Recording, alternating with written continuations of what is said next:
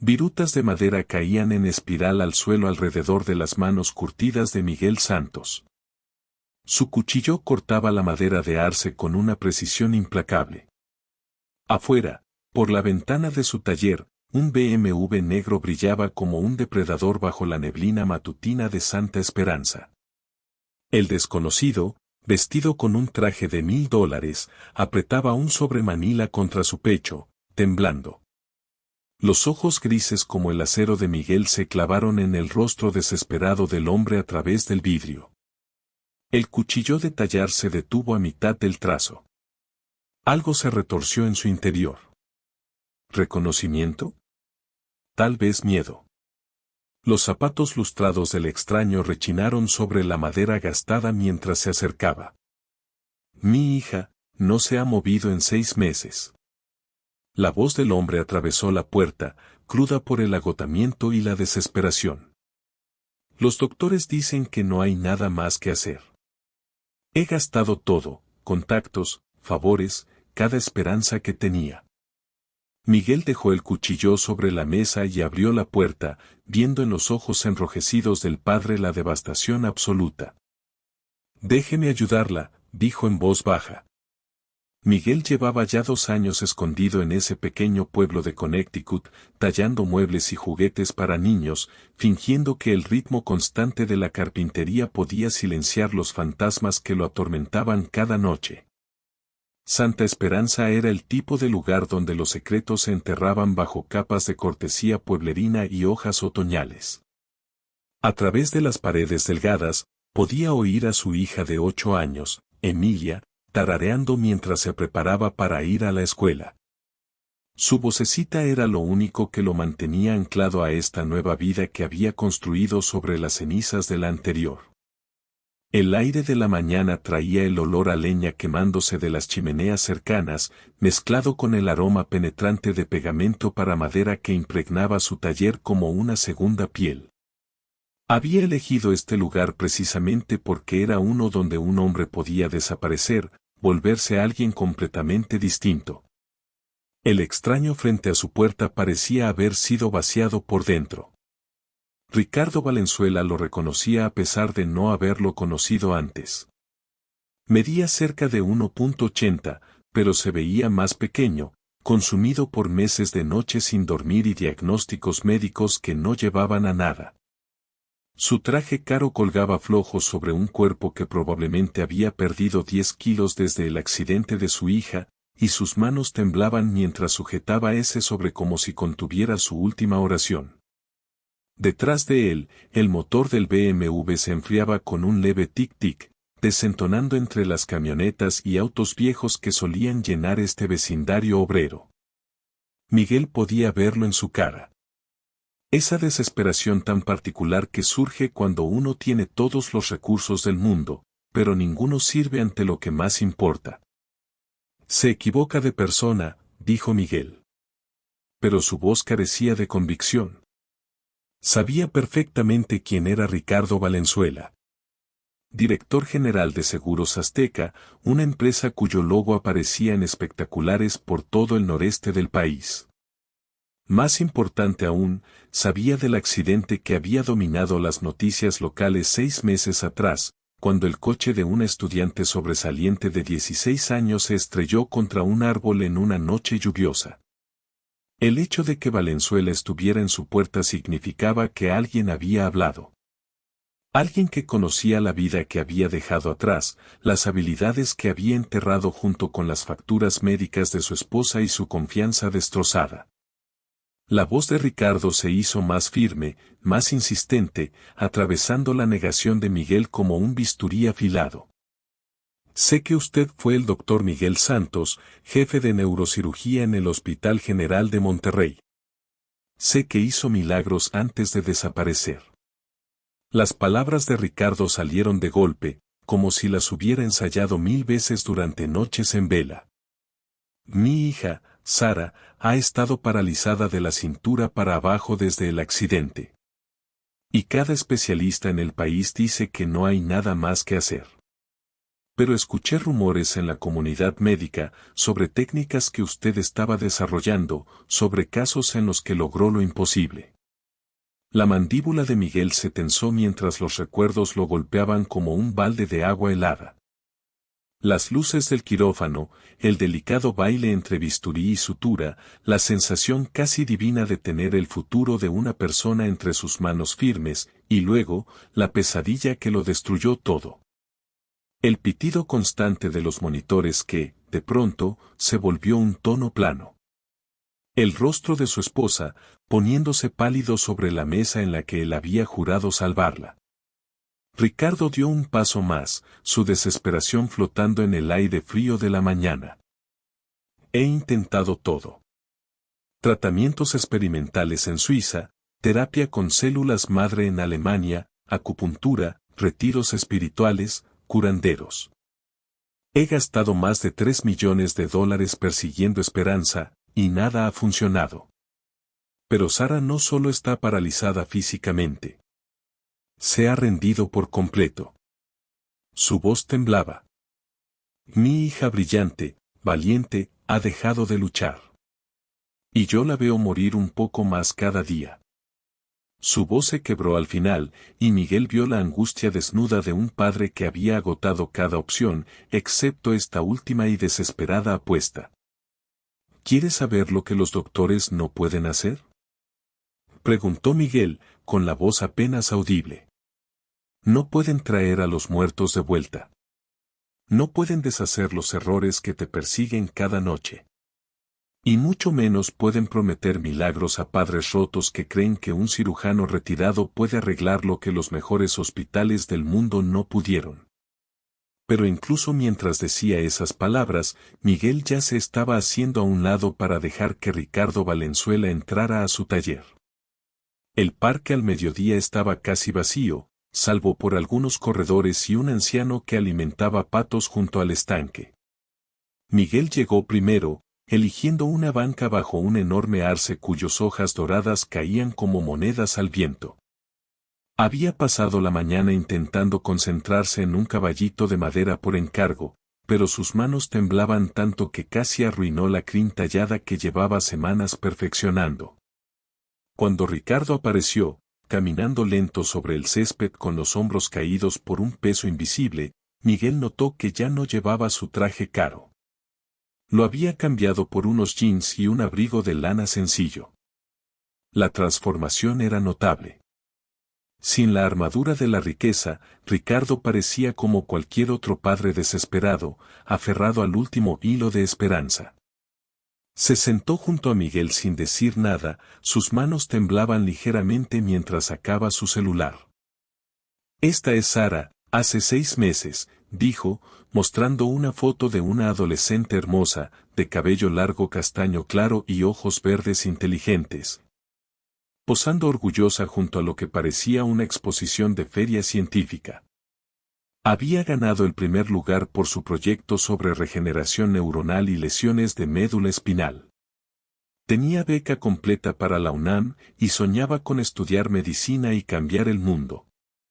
Solía decir que todo problema tenía solución si eras lo bastante inteligente para encontrarla. Su voz se quebró mientras deslizaba a la siguiente imagen. La misma chica, ahora en una cama de hospital, inconsciente y rodeada de máquinas. Su rostro era pálido y tranquilo, en una forma que sugería que tal vez jamás despertaría. El accidente ocurrió en la Ruta 9 durante una tormenta, continuó Ricardo, su tono volviéndose plano con la rutina de quien ha repetido esta historia 1000 veces. Un borracho se pasó la luz roja y el auto de Sara dio 4 vueltas antes de estrellarse contra un árbol. Estuvo en coma por 3 semanas. Y cuando por fin despertó, su voz se perdió de nuevo, estrangulada por la emoción. El daño a la médula fue completo, a la altura de la vértebra L1. Parálisis total de la cintura hacia abajo. Sin sensibilidad, sin movimiento voluntario. Sin esperanza de recuperación, según todos los neurólogos con los que hemos hablado. Pero la parálisis física no es lo peor.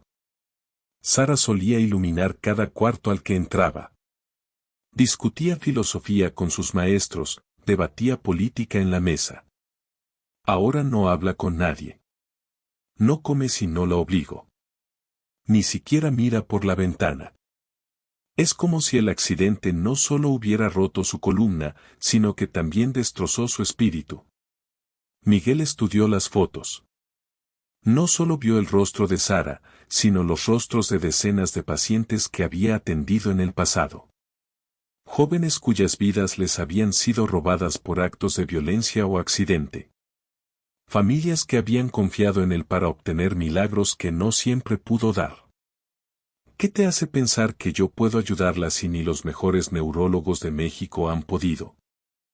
Preguntó Miguel, aunque algo en los ojos de Sara le recordó a otra joven que había enfrentado lo imposible con una determinación feroz. Porque tú no solo tratabas pacientes, respondió Ricardo, sacando un recorte de periódico amarillento por El Tiempo. Revolucionaste la forma en que pensamos sobre la recuperación neurológica.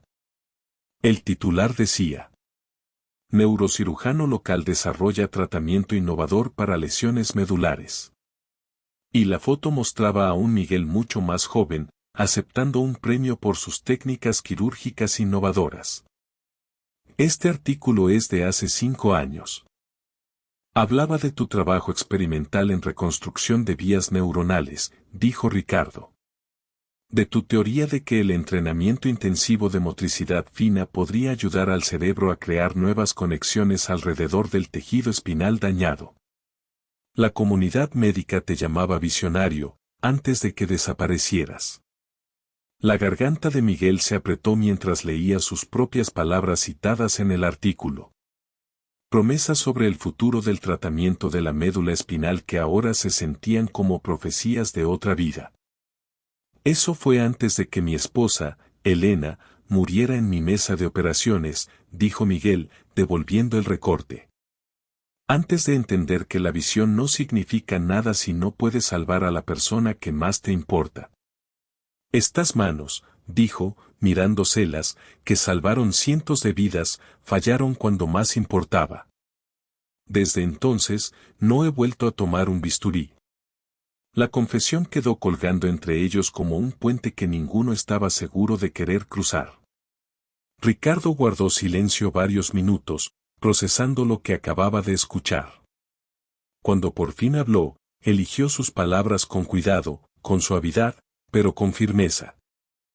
Tal vez por eso eres la persona indicada para ayudar a Sara. No porque seas perfecto, sino porque entiendes lo que es perderlo todo y aún así encontrar una razón para seguir. Sara no está solo paralizada físicamente. Está paralizada emocional y espiritualmente. Necesita a alguien que sepa lo que es caer desde lo más alto y aún así levantarse cada mañana. Contra todo instinto que le gritaba que saliera huyendo, Miguel asintió lentamente. La voy a conocer, dijo al fin. Pero necesito que entiendas algo. Lo que yo haga por ella, no será cirugía. Ni medicina tradicional. Esos días ya quedaron atrás. El alivio de Ricardo fue visible. Sus hombros se aflojaron como si un peso inmenso se le hubiera quitado de encima. ¿Entonces de qué se tratará? Preguntó. Miguel miró sus manos. Esas manos que una vez realizaron milagros, y también su mayor tragedia. Ahora ásperas, manchadas por meses de tallado en madera. Algo que he aprendido poco a poco, un tallado a la vez, dijo. El arte de sanar sin cortar. De reconstruir sin destruir. De encontrar belleza en lo roto. Cuando se pusieron de pie para marcharse, Miguel se dio cuenta de que estaba dando un paso de regreso hacia un mundo del que había jurado alejarse. La mansión Valenzuela se alzaba sobre 5 acres de césped perfectamente cuidado en el vecindario más exclusivo de Santa Esperanza. Una casa estilo colonial, monumento al éxito, que se sentía tan fría e imponente como un mausoleo. Miguel estacionó su vieja camioneta en el camino circular del frente, sintiéndose un intruso entre fuentes de mármol y jardines diseñados por paisajistas profesionales. A través de las grandes ventanas, podía ver destellos de obras de arte costosas y muebles de diseñador. Pero la casa se sentía vacía. Como si todo el dinero del mundo no pudiera llenar el hueco que deja una tragedia. Una mujer hispana de mediana edad abrió la puerta. «Soy Rosa», se presentó con un acento fuerte pero un inglés claro. «Soy la señora de la limpieza». Hablaba con la autoridad silenciosa de quien ha cuidado de una familia durante sus horas más oscuras. Sus ojos llevaban la misma fatiga que Miguel había visto en el rostro de Ricardo, el cansancio de ver cómo una familia se va destruyendo lentamente, sin poder hacer nada. «Señor Santos», dijo. «Me alegra que haya venido. La señorita, ella necesita a alguien que entienda lo que es perderlo todo». Lo condujo por pasillos decorados con fotos familiares que contaban la historia de tiempos más felices, Ricardo y una mujer rubia hermosa que Miguel asumió era la madre de Sara. Fotos de vacaciones en lugares exóticos, fiestas de cumpleaños con pasteles elaborados y sonrisas sinceras. La señora Valenzuela murió cuando Sara tenía 12 años, explicó Rosa, notando su mirada en las fotos. Cáncer, como su esposa. El señor Ricardo trató de ser ambos padres. Pero a veces el amor de un padre no basta para sanar un corazón roto. Se detuvieron al pie de una escalera curva. Rosa miró hacia el segundo piso con preocupación. Sara no ha salido de su habitación en 3 semanas. Ni los terapeutas, ni los consejeros, ni sus amigos, quiere ver a nadie. Miguel subió lentamente, cada escalón sintiéndose como un paso más profundo en el dolor ajeno. La casa era hermosa, sí, pero estéril. Le faltaba el calor de un verdadero hogar. En el último escalón, Rosa señaló una puerta cerrada al fondo del pasillo. «Ella sabe que usted viene», susurró. «Pero puede que no le hable. Tenga paciencia, señor Santos. No está enojada con el mundo. Está enojada consigo misma, por haber sobrevivido cuando quizás siente que no debía». A través de la delgada madera de la puerta, Miguel pudo escuchar una melodía clásica. Algo melancólico y hermoso, que encajaba con el ánimo de toda la casa. Cuando por fin tocó la puerta, la música se detuvo, pero nadie respondió. Esperó un momento y giró la perilla. Estaba inseguro. Sara Valenzuela estaba sentada en una silla de ruedas de última tecnología, junto a la ventana de su habitación, mirando hacia el paisaje otoñal con esa mirada vacía de quien ha visto demasiado dolor para sus apenas 16 años. No volteó al entrar. No lo reconoció. Pero Miguel vio la tensión en sus hombros, la forma en que apretaba los descansabrazos de la silla como si se aferrara con todas sus fuerzas a lo poco que le quedaba. La habitación era un estudio de contrastes. Muebles y electrónicos costosos convivían con equipo médico. Pósters de bandas y películas juveniles colgaban junto a tarjetas de Recupérate Pronto que claramente nunca habían sido leídas. En su mesita de noche había una foto enmarcada de una Sara más joven cruzando la meta en lo que parecía ser una competencia de atletismo.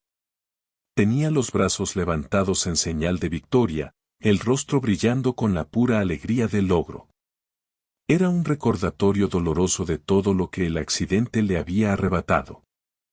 «Ya te puedes ir», dijo Sara sin voltear, con una voz plana, sin emoción. «No necesito a otra persona diciéndome lo mucho que lo siente, o que debo ser positiva, o que todo pasa por una razón. Mi papá ha traído una fila interminable de especialistas, terapeutas y obradores de milagros a esta habitación, y ninguno puede cambiar el hecho de que nunca volveré a caminar». Miguel no se movió.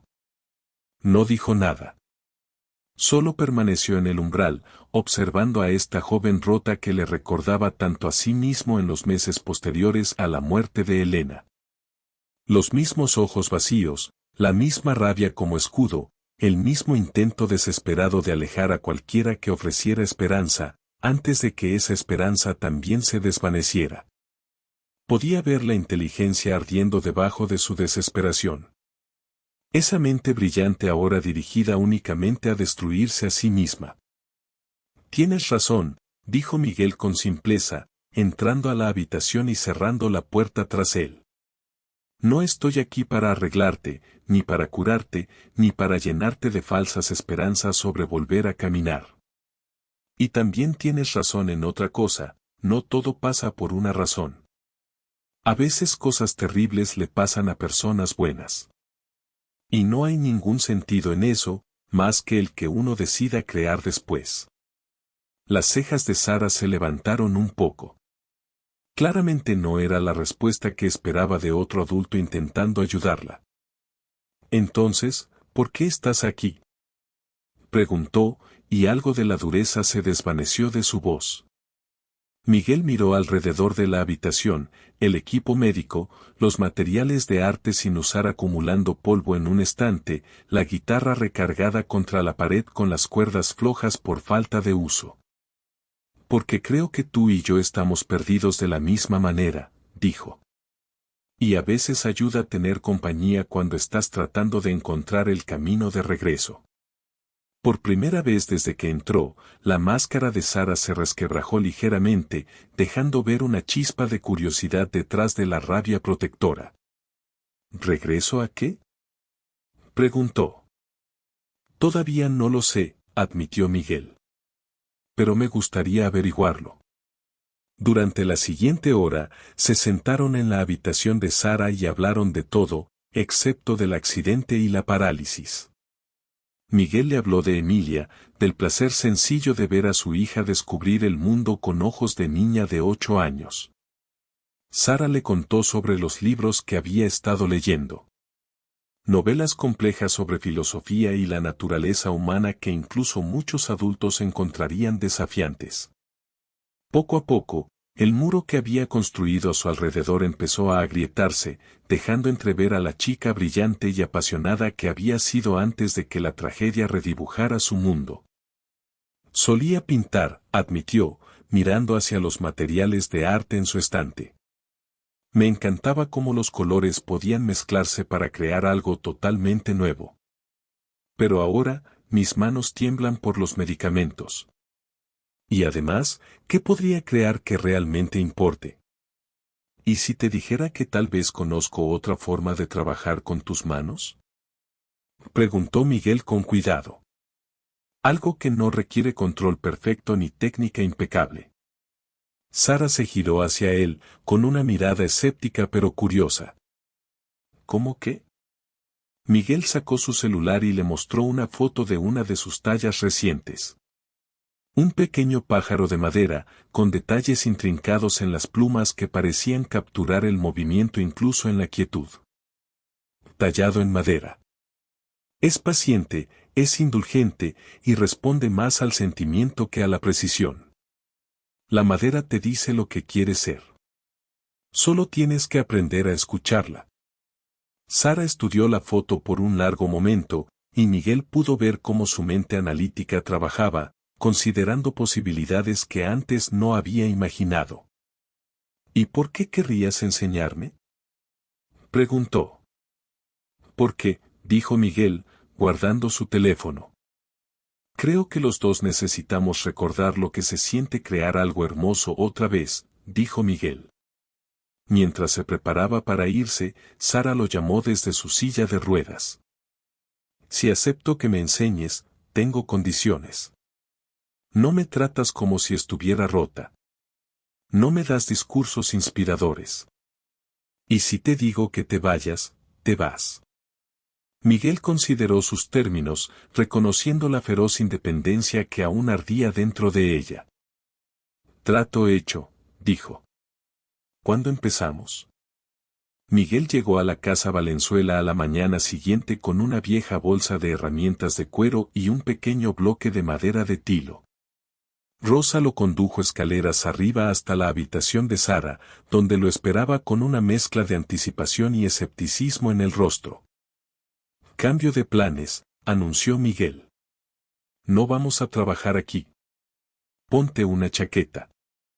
Vamos afuera». Los ojos de Sara se agrandaron por la sorpresa. «Ya no salgo afuera», dijo rápidamente, dejando que viejas defensas volvieran a levantarse. Demasiadas variables, demasiada gente mirando. Miguel dejó su bolsa en el suelo y se sentó frente a ella. «Sara, puedo enseñarte a tallar madera en esta habitación estéril, rodeada de equipo médico. O puedo enseñarte dónde esta práctica nació, bajo un cielo abierto, con el aroma del otoño en el aire y el sonido de la vida real ocurriendo a nuestro alrededor». Después de varios minutos de lucha interna, Sara respiró hondo y asintió. «Está bien, pero si esto se convierte en un momento inspirador, me regreso adentro». El jardín trasero de los Valenzuela era una obra maestra de diseño paisajístico. Caminos de piedra serpenteaban entre jardines cuidados y árboles maduros que ofrecían privacidad natural. Miguel eligió un lugar junto a un pequeño estanque, donde un banco de madera descansaba bajo un viejo roble cuyas ramas formaban una bóveda de hojas doradas y carmesí que filtraban la luz matinal en patrones danzantes. Colocó la silla de Sara junto al banco, para que pudiera apoyar cómodamente los brazos mientras trabajaba. «Primera lección», dijo, sacando el bloque de tilo, «se trata de escuchar. Cada pieza de madera tiene una historia. Dónde creció, qué clima soportó, cómo vivió y cómo murió. Antes de hacer el primer corte, necesitas entender con qué estás trabajando». Puso la madera en sus manos, guiando sus dedos por la veta. «¿Sientes eso? La forma en que las fibras corren en líneas largas y rectas. Esa es la estructura natural de la madera. Trabaja con ella, no contra ella, y te lo recompensará». Las manos de Sara se movieron con cautela sobre la superficie. Su mente analítica ya estaba catalogando texturas y patrones que otros pasarían por alto. «Está más cálida de lo que imaginaba», dijo, soltando algo de tensión en los hombros. «Y tiene un olor sutil, como a algo que aún está vivo». Miguel asintió, complacido. «Exactamente. La madera nunca muere del todo. Solo se transforma. Cada vez que la tallas, estás participando en esa transformación. Ayudándola a convertirse en algo nuevo». Sacó un pequeño cuchillo de tallar, con un mango de madera gastado por los años. «Era de mi abuelo», explicó. «Me enseñó que la herramienta es solo una extensión de tu mano, de tu intención, de tu respeto por el material. La magia no está en el cuchillo, está en la conexión entre tú y lo que estás creando». Durante la primera hora, Miguel no permitió que Sara hiciera un solo corte. En su lugar, la hizo practicar cómo sostener el cuchillo y cómo distintos agarres afectaban su control. Cuando finalmente hizo su primer corte, el cuchillo se deslizó más de lo que debía y arrancó más madera de la prevista. Sara soltó una maldición por lo bajo, su rostro enrojecido por la frustración. «Te dije que me tiemblan las manos», dijo, comenzando a dejar el cuchillo a un lado. Esto fue una estupidez. Miguel la detuvo con suavidad. «Mira lo que acabas de hacer», dijo, señalando la hendidura irregular en la madera. «¿Ves cómo eso cambia el carácter de la pieza? ¿Y si no fue un error, sino el inicio de algo inesperado?» Sara estudió el corte, y su ojo artístico comenzó a ver posibilidades, no fallos. «Puedo trabajar con eso», dijo lentamente. «Integrarlo en el diseño en lugar de esconderlo». Miguel sonrió. «Ahora estás pensando como una talladora. Algunas de las piezas más bellas que he visto nacieron al adaptarse a desafíos inesperados». A medida que la mañana avanzaba, Sara comenzó a relajarse en el ritmo del oficio. Sus movimientos se volvieron más seguros con cada pequeño logro. Durante las semanas siguientes, Miguel y Sara cayeron en una rutina cómoda. Cada mañana, a las 10 en punto, él llegaba con su bolsa de herramientas y la pieza de madera que habían escogido para ese día. Las habilidades de Sara evolucionaban rápidamente. Su sentido artístico natural, combinado con una determinación feroz, produjo piezas cada vez más sofisticadas. Talló un pequeño pájaro, luego una flor y después un árbol en miniatura, con corteza texturizada y hojas delicadas. Cada proyecto desafiaba un poco más su habilidad, y Miguel observaba, asombrado, cómo su confianza regresaba junto con su destreza técnica. Pero lo más importante fueron los cambios que no tenían nada que ver con el tallado. Sara volvió a leer.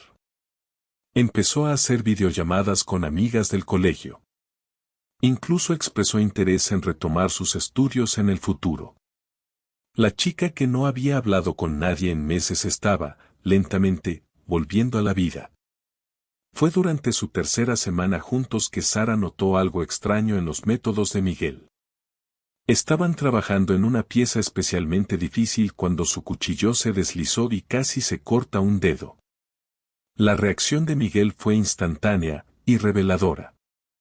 Le sostuvo la mano, examinó el corte potencial con precisión clínica, revisó su pulso, su respuesta pupilar y le hizo preguntas detalladas sobre cualquier entumecimiento o cosquilleo.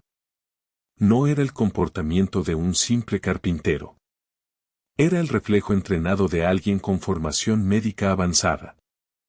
«Hiciste eso como un doctor», dijo Sara, observando atentamente su rostro. «De hecho, has estado haciendo muchas cosas como un doctor. La forma en que observas mis manos. Las preguntas que haces sobre mi terapia física. Incluso cómo posicionaste mi silla para que estuviera ergonómicamente perfecta». A Miguel se le hizo un nudo en el estómago al darse cuenta de que su fachada comenzaba a resquebrajarse. «Te dije que alguna vez estudié medicina», respondió con cautela. Pero la mente analítica de Sara ya estaba conectando los puntos que él había esperado mantener separados. «Estudiar medicina y ser médico no es lo mismo», dijo ella.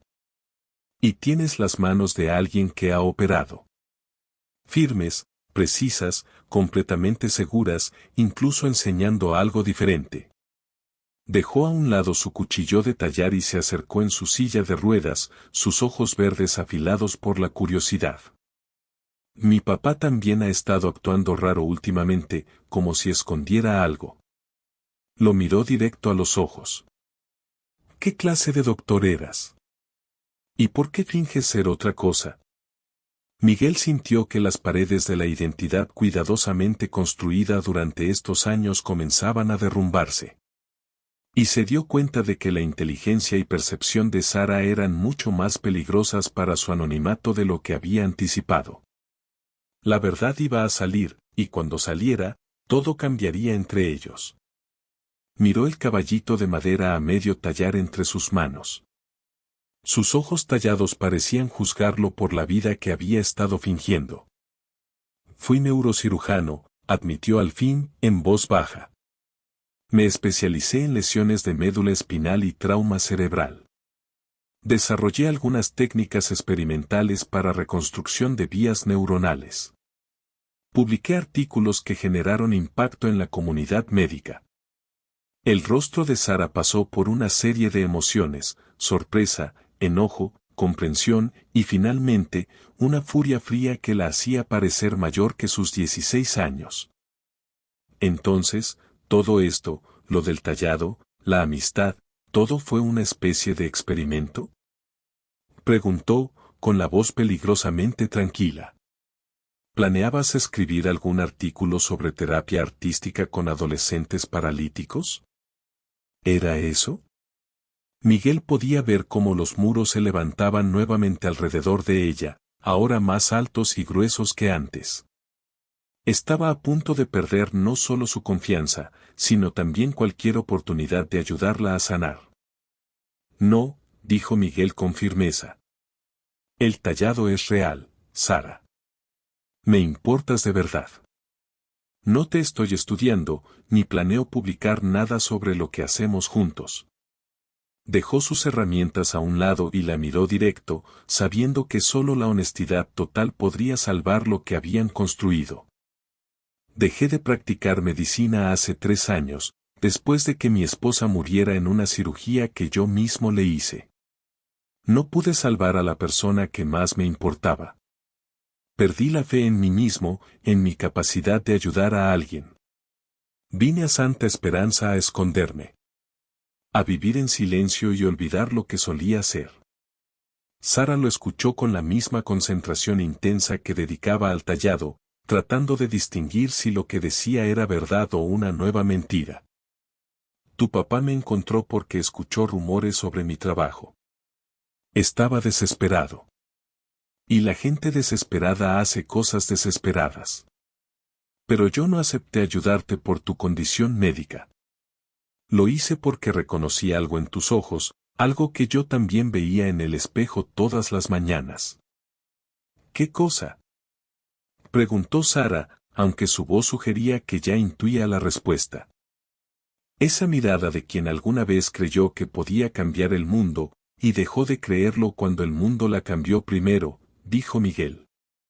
Vi un potencial en ti que no tiene nada que ver con si volverás a caminar o no, y todo que ver con si vas a encontrar razones para seguir creando, seguir creciendo, seguir convirtiéndote en la persona que estás destinada a ser. Sara guardó silencio un largo rato, mirando fijamente al caballito de madera como si esperara que le diera respuestas que ella no sabía cómo formular. Si en verdad eres neurocirujano, ¿por qué nunca me has evaluado? ¿Por qué no has opinado sobre mi diagnóstico o mi pronóstico? Preguntó finalmente. Porque no soy tu doctor, respondió Miguel. Soy tu amigo. Y los amigos no ven discapacidades. Ven posibilidades. Por primera vez desde que había descubierto su secreto, la expresión de Sara se suavizó un poco. Entonces, ¿el tallado no es terapia médica disfrazada de arte? Preguntó. Es solo tallado, asintió Miguel. Solo tallado, que, casualmente, también es bueno para el alma. Su conversación fue interrumpida por una voz desconocida que flotó hasta ellos desde el otro lado del jardín. Una voz autoritaria, profesional, con la dicción nítida de alguien acostumbrado a ser obedecido. Doctor Santos, llamó la voz.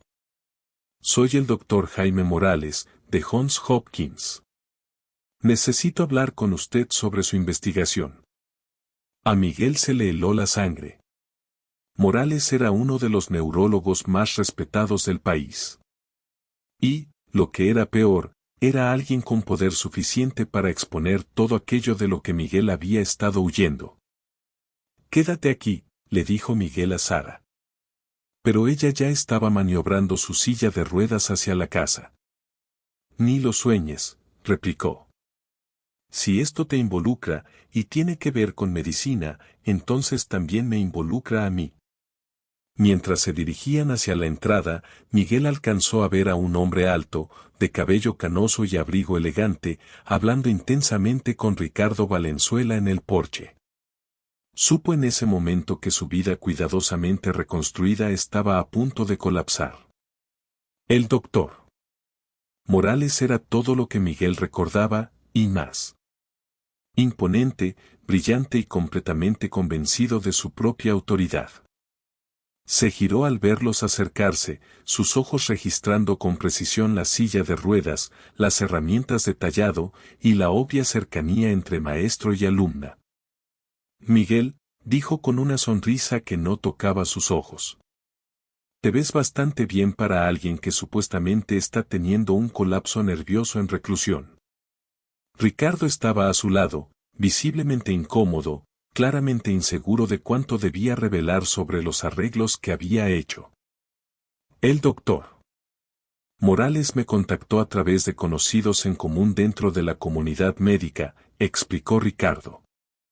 Representa a un consorcio de hospitales e instituciones de investigación que están muy interesados en tu trabajo anterior. Morales dio un paso al frente, su mirada moviéndose de Miguel a Sara con evaluación clínica. Más específicamente, estamos interesados en tu trabajo actual. Las noticias corren rápido entre nosotros, Miguel.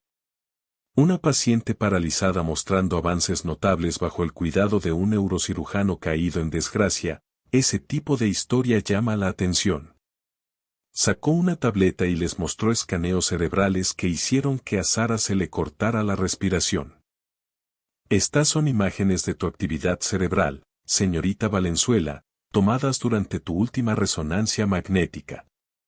Observa el aumento de actividad en las áreas del córtex motor relacionadas con el movimiento de manos y dedos. Eso no es casualidad. Es reconstrucción neuronal sistemática, ocurriendo en tiempo real. Sara observó los coloridos escaneos. Por primera vez, veía con sus propios ojos una prueba de que algo estaba cambiando dentro de su mente. Que el tallado no era solo terapia, sino algún tipo de tratamiento médico en el que ella jamás había consentido. «Me usaste», susurró, apenas audible. «Todo este tiempo estuviste experimentando conmigo sin decirme lo que hacías». Miguel extendió una mano hacia ella, pero Sara dio un brusco giro con su silla, alejándose de su toque. «Sara, eso no es». «Ni se te ocurra volver a mentirme», lo interrumpió, con una mirada de pura traición. «Eres un neurocirujano especializado en lesiones de médula espinal, y de repente decides enseñarle tallado en madera a una adolescente paralizada». Morales dio un paso entre ellos, claramente disfrutando del drama que había provocado. «Las probabilidades de que fuera coincidencia son 0, señorita Valenzuela», dijo. Su padre buscó específicamente al doctor Santos por su investigación.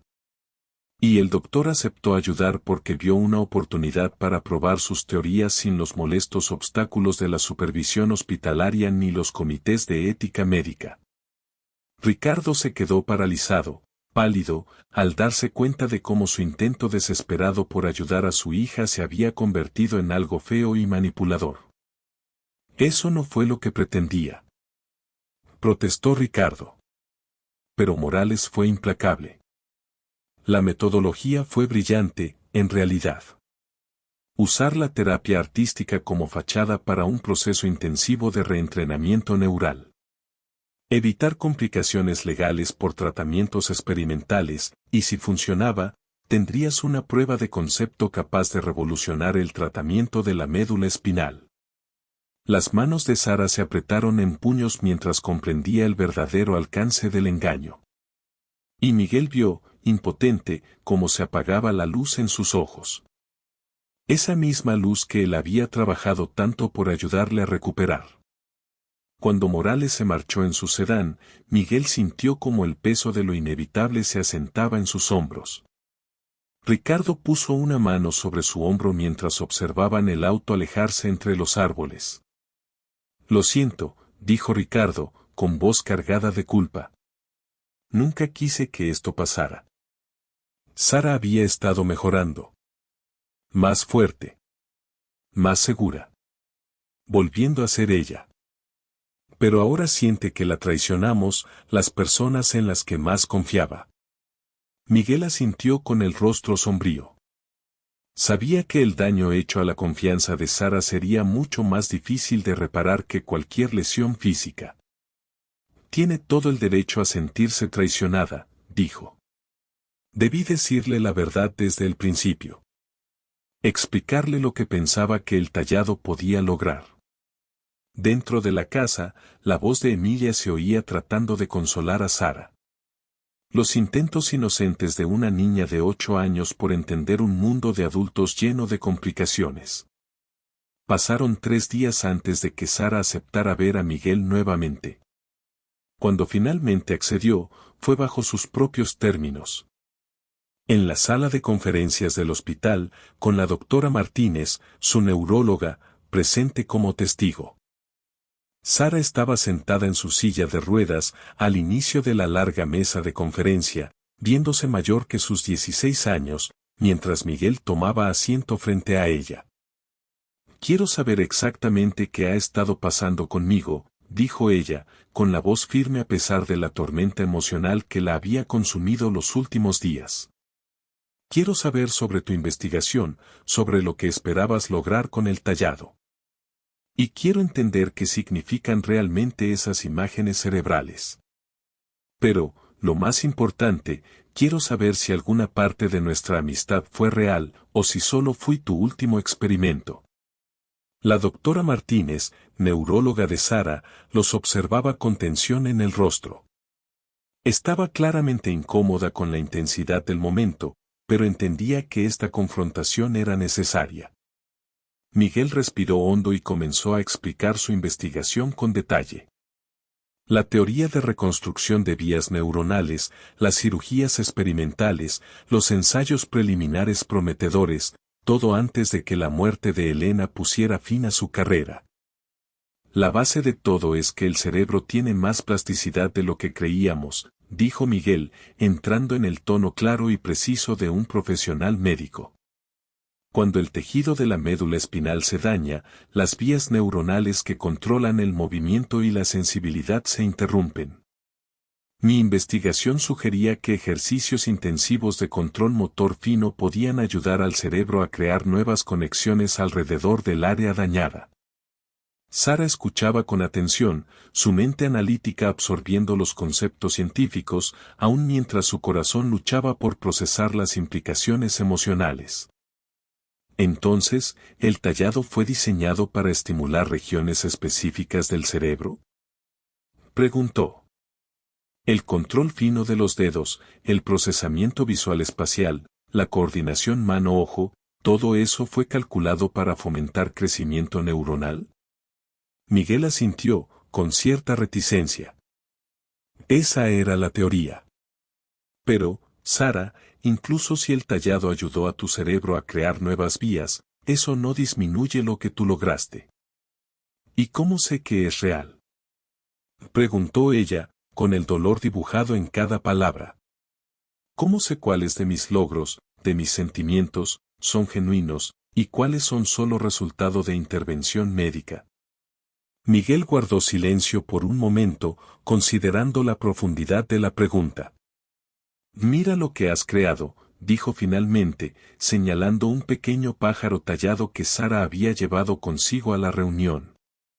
Una de sus piezas más recientes, con un nivel artístico y técnico impresionante. La intervención médica pudo haber ayudado a que tus manos fueran más firmes o a que tu concentración mejorara. Pero no creó la visión que guió esas manos. No eligió los cortes, ni infundió esa pieza con significado y emoción. Eso vino de ti.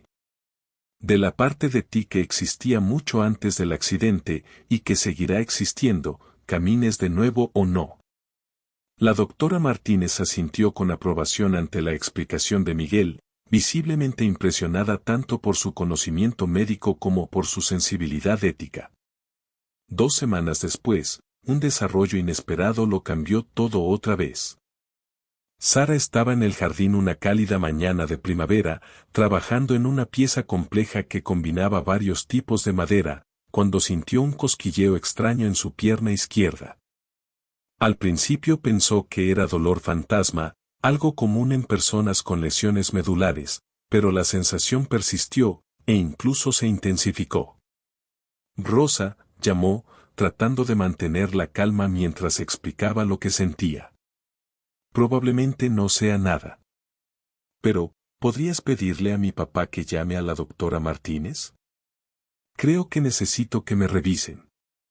En menos de 1 hora, Sara ya estaba en el Hospital Hartford, sometiéndose a una batería de estudios para determinar si lo imposible estaba, de hecho, ocurriendo. Los resultados no tenían precedentes en su historial médico. Las resonancias mostraban cambios significativos en las áreas cercanas a su lesión medular. No era que la lesión original se hubiera curado, seguía siendo grave, pero había evidencia de nuevas vías neuronales que no existían 6 meses atrás. La doctora Martínez convocó a colegas de toda la región para revisar las imágenes y confirmar lo que parecía médicamente improbable. Nunca he visto algo así, dijo la doctora, mientras observaban los escaneos junto a Sara y Ricardo. Hay evidencia clara de regeneración neuronal y reconstrucción de vías, ocurriendo a un ritmo y en una magnitud que desafían todo lo que creíamos saber sobre la recuperación de lesiones en la médula espinal. El cosquilleo en la pierna de Sara no era dolor fantasma. Era el primer intento tímido de su sistema nervioso por restablecer las vías de comunicación que habían sido cortadas en el accidente. Miguel recibió la llamada de Ricardo mientras impartía una clase de carpintería en el centro comunitario. Un puesto voluntario que había aceptado mientras enfrentaba varias investigaciones sobre su práctica médica no autorizada. Sus manos comenzaron a temblar al escuchar a Ricardo describir los resultados de los exámenes, y tuvo que sentarse para procesar lo que estaba oyendo. Aún no camina, dijo Ricardo con cautela, pero hay pruebas definitivas de que está ocurriendo regeneración neuronal. Los doctores creen que podría estar relacionado con el entrenamiento intensivo de motricidad fina que ha estado haciendo con el tallado, pero quieren estudiar la progresión más a fondo antes de sacar conclusiones. Miguel sintió una mezcla abrumadora de reivindicación y miedo. Reivindicación porque sus teorías sobre la reconstrucción neuronal quizá realmente funcionaban, y miedo por lo que ese avance significaría para la privacidad y la autonomía de Sara. La comunidad médica caería sobre ella como buitres, cada uno intentando adjudicarse el mérito por su recuperación extraordinaria. La respuesta a la mejoría inesperada de Sara fue rápida y abrumadora. Investigadores de universidades y centros médicos importantes contactaron a la familia, pidiendo permiso para estudiar su caso, ofreciendo desde tratamientos experimentales hasta colaboraciones en investigaciones que podrían avanzar el entendimiento sobre lesiones de médula espinal. Pero Sara, ya curtida por la amarga experiencia del uso no autorizado de su historia, abordó estas nuevas oportunidades con la sabiduría que solo se gana cuando ha sido vulnerada. Estoy dispuesta a participar en investigaciones legítimas que puedan ayudar a otros pacientes, dijo ante un grupo de profesionales médicos reunidos en el Hospital Hartford. Pero cualquier estudio que incluya mi caso debe contar con supervisión de defensores de pacientes, completa transparencia sobre objetivos y metodologías, y mi derecho de retirarme en cualquier momento sin consecuencias. No volveré a ser un conejillo de Indias, no importa cuán prometedora sea la investigación. Sus condiciones fueron recibidas con sorpresa y respeto. Muchos de los presentes jamás habían conocido a una paciente adolescente que hablara con tanta autoridad sobre ética en investigación. El doctor Morales intentó insertarse en la situación, alegando que su vigilancia previa del caso de Sara le otorgaba prioridad para estudiar su recuperación. Pero sus esfuerzos fueron rápidamente bloqueados por los administradores del hospital, quienes ya estaban al tanto de las violaciones éticas cometidas durante su observación. Más importante aún, la historia de Sara provocó cambios significativos en la manera en que las instituciones médicas manejaban los tratamientos experimentales y la información de los pacientes. El Hospital Hartford implementó nuevos protocolos que exigían consentimiento explícito de los pacientes para cualquier uso de datos médicos en investigaciones, y varias otras instituciones adoptaron políticas similares tras la atención pública que generó el caso de Sara. La joven que había sido víctima de una vigilancia médica no autorizada se convirtió en catalizadora de reformas sistémicas que protegerían a futuros pacientes de la explotación. Su experiencia la transformó de víctima a defensora, y abrazó ese nuevo rol con la misma inteligencia feroz que alguna vez había dedicado a sus estudios.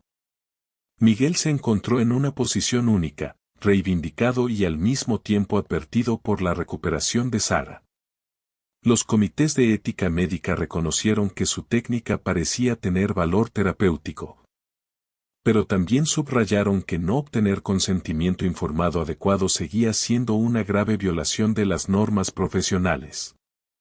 La resolución fue un acuerdo cuidadosamente redactado que le permitía continuar desarrollando su metodología de reconstrucción neuronal dentro de contextos académicos. sujeto a una supervisión rigurosa y con requisitos absolutos de transparencia hacia los pacientes. Ha descubierto algo potencialmente revolucionario, le dijo el presidente del Comité de Ética Médica durante la audiencia final. Pero en medicina, la revolución debe equilibrarse con respeto hacia las personas a quienes intentamos ayudar. Su técnica tiene potencial, doctor, pero su enfoque necesita un cambio fundamental antes de que pueda aplicarse éticamente. Miguel aceptó las condiciones con gratitud, entendiendo que se le estaba dando una segunda oportunidad para contribuir a la ciencia médica sin repetir los errores que le costaron la confianza de Sara. La recuperación física de Sara avanzó lentamente, pero de forma constante en los meses siguientes. Las sensaciones de hormigueo en sus piernas dieron paso a cambios neurológicos más profundos, mejor tono muscular, respuestas reflejas al estímulo y, eventualmente, movimiento voluntario limitado en su pie izquierdo. Trabajó junto a fisioterapeutas que se maravillaban con el patrón inusual de su recuperación, que parecía seguir las vías neuronales propuestas por la investigación de Miguel, en lugar del progreso tradicional que se observa en este tipo de lesiones. Pero Sara enfrentó sus avances físicos con el mismo realismo medido que había aprendido a aplicar a todos los aspectos de su atención médica. Estoy agradecida por cada mejora, dijo a los reporteros que preguntaban sobre su recuperación. Pero también he aprendido a no definir mi valor ni mi futuro por mis capacidades físicas. Camine o no, sigo siendo la misma persona que puede crear cosas hermosas y contribuir al mundo de manera significativa. Su perspectiva sobre la discapacidad y la recuperación se convirtió en un mensaje poderoso que resonó más allá del ámbito médico. La relación entre Sara y Miguel evolucionó hacia algo más profundo y complejo que simplemente maestra y alumna, o doctora y paciente. Continuaron trabajando juntos en proyectos detallados, pero ahora su colaboración incluía documentación formal de investigación y consultas regulares con profesionales médicos que monitoreaban el progreso de Sara. Miguel había aprendido a equilibrar su deseo de ayudar con el respeto por la autonomía de Sara, siempre explicando sus observaciones y teorías, dejando claro que todas las decisiones sobre su cuidado eran completamente suyas. Pienso en Miguel como un socio en mi recuperación, no como alguien que me trata, explicó Sara durante una entrevista televisiva que se emitió 6 meses después de que su historia se hiciera pública. Él comparte su conocimiento y su experiencia, pero nunca asume lo que yo quiero o necesito. Esa es la diferencia entre sanar y manipular. Lo primero empodera al paciente. Lo segundo lo explota. Su relación se convirtió en un modelo de colaboración ética entre profesionales de la salud y pacientes. Emilia continuaba visitando con regularidad, ahora acompañada por amigas de la escuela que quedaban fascinadas con los tallados de Sara e inspiradas por su historia de recuperación. La casa Valenzuela, que alguna vez fue silenciosa y sombría, se llenó de voces juveniles y energía creativa mientras Sara comenzaba a impartir clases informales de tallado a niños del vecindario. Compartían no solo habilidades técnicas, sino también lecciones sobre persistencia, creatividad y cómo encontrar belleza en lugares inesperados. Rosa observaba estos encuentros con orgullo maternal, viendo cómo Sara se había transformado de una adolescente aislada y enojada en una joven que usaba su experiencia para elevar a otros. La señorita Sara ha aprendido la lección más importante, le dijo Rosa a Miguel durante una de sus visitas. Ha aprendido que sanar es algo que se hace con la gente, no algo que simplemente te pasa. La casa, que antes parecía un mausoleo, ahora estaba viva con risas. Y con el sonido de voces jóvenes planeando sus próximos proyectos creativos. Un año después de que su historia se hiciera pública, Sara recibió una invitación que sorprendió a todos. La Escuela de Medicina de Harvard la invitó a dar el discurso principal en su simposio anual de ética médica. Frente a un auditorio lleno de profesionales de la salud, habló con autoridad tranquila sobre la perspectiva del paciente frente a tratamientos experimentales, consentimiento informado Y la importancia de la honestidad en las relaciones de sanación.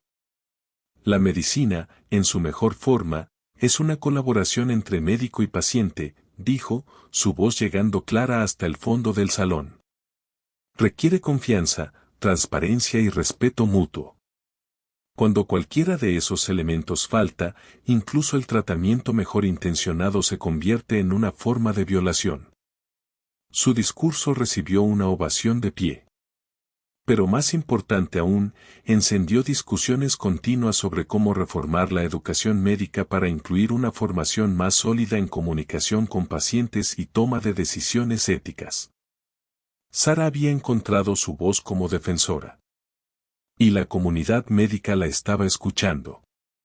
Miguel asistió al discurso de Sara en Harvard, sentado en la última fila del auditorio, viéndola con orgullo mientras su antigua alumna se dirigía a algunos de los profesionales más destacados del país.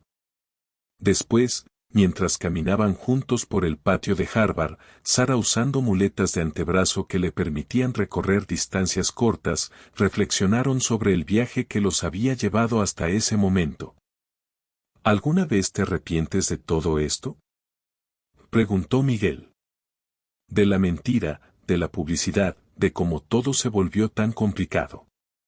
Sara guardó silencio por un momento, considerando la pregunta con la reflexión que siempre había mostrado frente a los temas difíciles.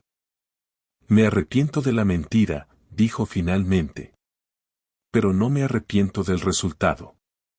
Todo lo que pasó, el tallado, la recuperación, incluso la explotación de Morales, llevó a cambios que ayudarán a otros pacientes a evitar lo que nosotros pasamos.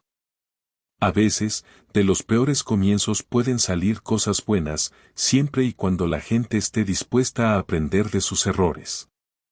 Mientras estaban ahí parados, en el mismo lugar donde futuros doctores estudiarían y se formarían, tanto Sara como Miguel comprendieron que su historia ya era más grande que ellos. Ya no se trataba solo de una joven que aprendió a tallar madera ni de un médico que encontró redención enseñando.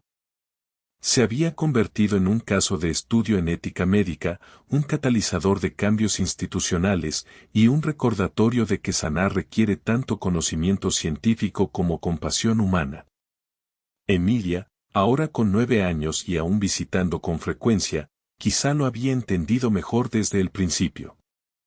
A veces las cosas rotas pueden volverse más hermosas de lo que eran antes, pero solo si las personas son honestas sobre lo que está roto y trabajan juntas para repararlo. En el taller de Miguel, el pequeño pájaro de madera que Sara había tallado en su primera semana aún descansaba en la repisa.